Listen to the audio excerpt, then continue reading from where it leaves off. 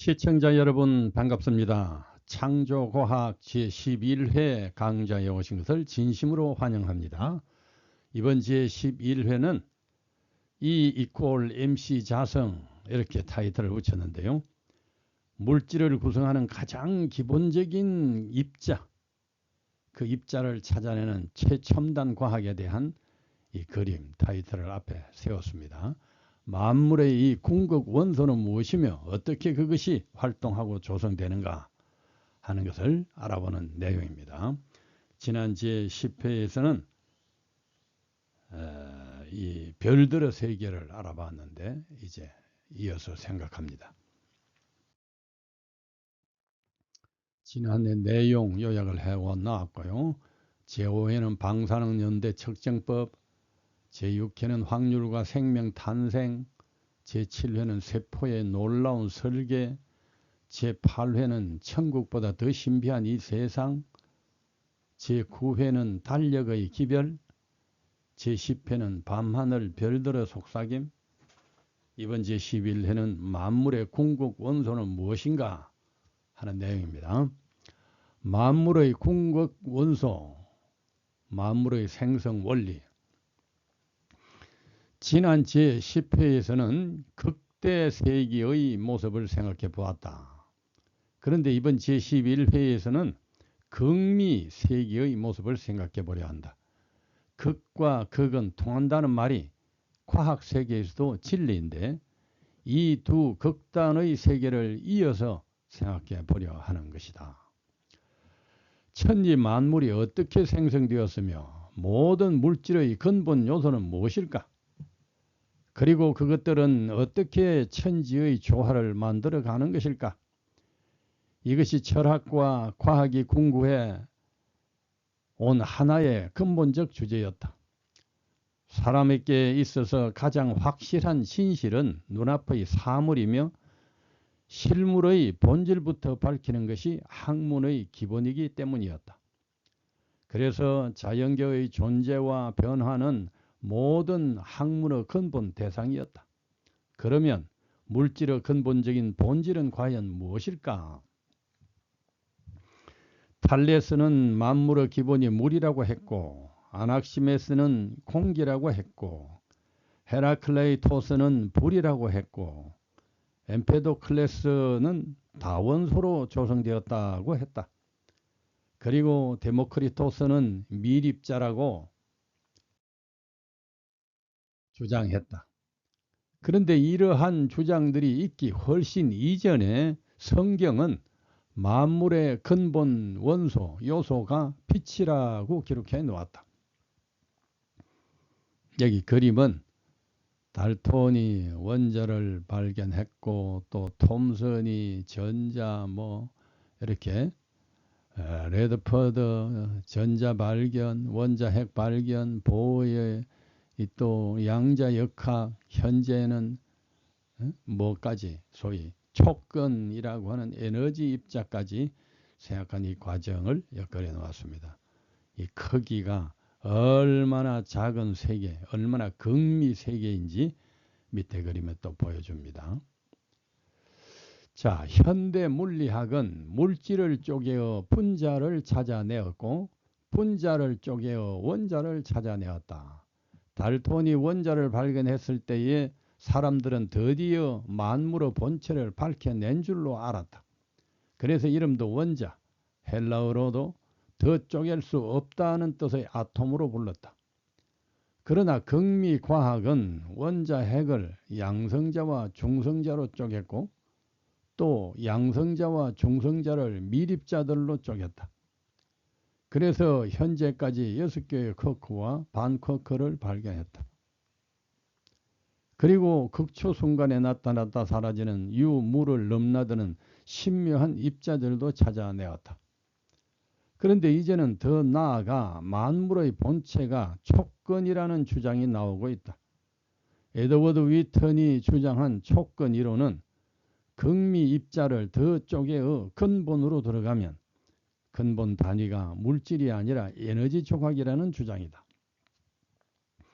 촉근은 상상을 초월하는 극미의 에너지 파동 조각을 말하는데 프리맨 다이슨은 촉근의 크기를 비교하여서 우주 대 지구, 지구 대 원자핵, 원자핵 대 촉근의 비율이라고 했을 정도이다.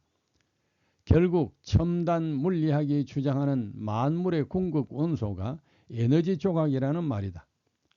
창조론자의 입장에서 보면 하나님이 무궁한 에너지를 극히 작은 조각으로 나누어 만물의 궁극 원소로 삼으셨다는 말이 된다. 하나님은 창조를 시작하시는 날 빛부터 만드셨는데 만물의 재료가 되는 에너지부터 준비하시고 그 에너지 파동을 잘라서 촉근을 만드시고 중력, 양력, 강력, 전자기력으로 작용하는 미립자를 만드시고 이것들을 조합해서 쿼크를 만드시고 이 쿼크로 양성자, 중성자를 만드시고 그것으로 원자를 만드시고 또 분자를 만드셔서 만상을 이끌어내셨다고 시사하는 것이다.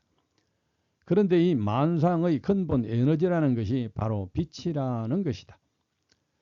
현재 우주 발생의 정설로 알려져 있는 빅뱅 이론도 무한대의 에너지가 대폭발을 일으킴으로써 존재가 시작되었다는 이론인데 호킹 박사는 이 무한대의 에너지를 하나님이라고 부를 수밖에 없다는 말을 했다.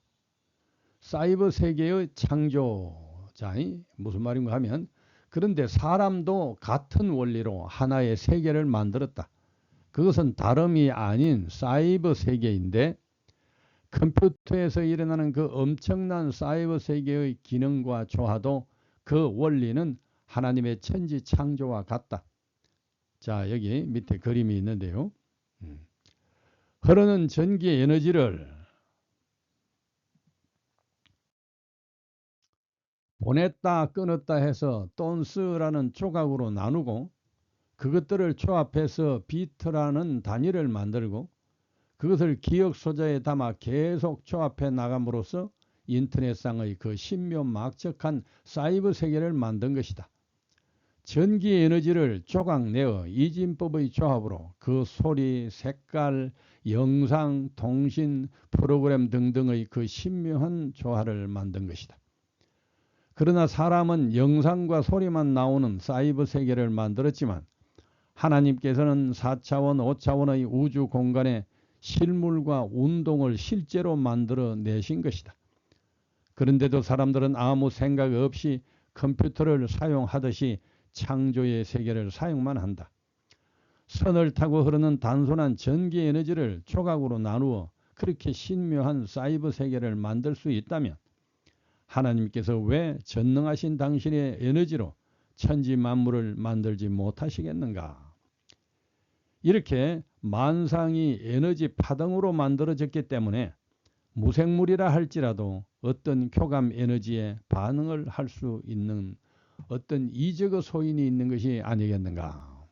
자, 진동을 주고받는 만물의 관계를 봅니다. 일본인 에모토 마사로 씨는 물은 답을 알고 있다라는 책을 내어 상당한 센세이션을 일으켰다. 그는 학창시절에 세상의 모든 눈송이가 모두 다른 형태를 가지고 있다는 말을 듣고 그 엄청난 눈송이가 모두 육각형으로 만들어졌음에도 불구하고 어떻게 모두 모양이 다를 수 있을까? 하고 의아해 했었단다. 그리고 물 분자에 이미 어떤 형태의 요인이 있지 않을까 하는 생각을 했단다. 그래서 이런저런 실험을 하다가 결국은 물도 어떤 모양이 있고 주변의 분위기에 반응을 한다는 사실을 찾아내었다. 작은 물방울을 유리판에 떨어뜨려 영하 5도씨 정도로 얼렸다가 녹기 시작할 시점에 사진을 찍으면 물이 형체를 보여준다는 것이다. 그런데 물도 선하고 깨끗하고 아름다운 것들 옆에서는 단정하고 균형진 모양을 나타내는 데 반하여 악하고 시끄럽고 더러운 것들 곁에서는 일그러지고 어두운 모양을 나타낸다는 것이다. 이것은 에너지로 만들어진 만상이 서로의 진동으로 영향을 주고받는다는 진리를 보여주는 증거이다. 이런 실험을 한국 방송에서도 하는 것을 보았다. 이것은 사람 마음의 선악의 파에 만상이 두루 반응할 수 있다는 도덕적 교훈까지 연결되는 것이다. 하나님이 지으신 창조세계는 궁극적으로 모두 상호 연관되어 반응한다는 말이 된다. 이렇게 물질의 근본이 에너지 조각이라는 주장은 아인슈타인의 원자탄 만든 공식 E=mc 자성으로도 증명이 된다. 이 공식은 에너지와 물질이 호환이 된다는 것을 보여준다. 아인슈타인이 물질을 에너지로 바꿀 수 있다는 원리를 발견하므로 핵 에너지가 지금 일반화되어 있는데, 역으로 하나님이 에너지를 물질로 바꾸셨다는 사실을 믿을 수 있게 하는 근거들이다. 물질이 에너지가 되고 에너지가 물질이 될 수 있다는 이 현대과학이 창세기의 천지 창조가 과학적이 될 수 있다는 사실을 우리에게 알려주는 것이다. 예수께서 파도를 잔잔케 하신 것을 보고 제자들이 저가 뉘기에 바람과 물을 명함에 순종하는고 하더라 며 놀란 것도, 에너지 파동으로 물질을 만드신 하나님께서는 파동을 보내 물질을 조종하시는 것이 과학이 될 수 있는 것이다. 다음 제12회에서는 이 주제들을 좀 더 설명하겠다. 자, 분노트예요. 현대 물리과학이 찾아낸 물질의 근본이 되는 미립자들, 지금 찾아냈던 쿼크, 전자, 뮤온, 타우 등의 이 모든 것들이 그 속성을 일반이 지금 과학계에서도 쉽게 이해하기가 어렵다. 이것들은 신비의 세계를 넘나드는 영과 육의 전령사 혹은 유와 무의 변신자, 힘과 물질의 중간자 등으로 불리운다. 이런 분야를 량자역학이라고 하는데 최첨단 과학 분야인데, 물질의 근본을 찾아내어 우주 만상의 원리를 찾아내는 그런 과학입니다. 자, 제11회 강좌는 물질의 생성과 속성, 바로 그것인데 여기까지 합니다. 다음 제12회는 빛과 천지 창조에 대해 알아봅니다. 감사합니다.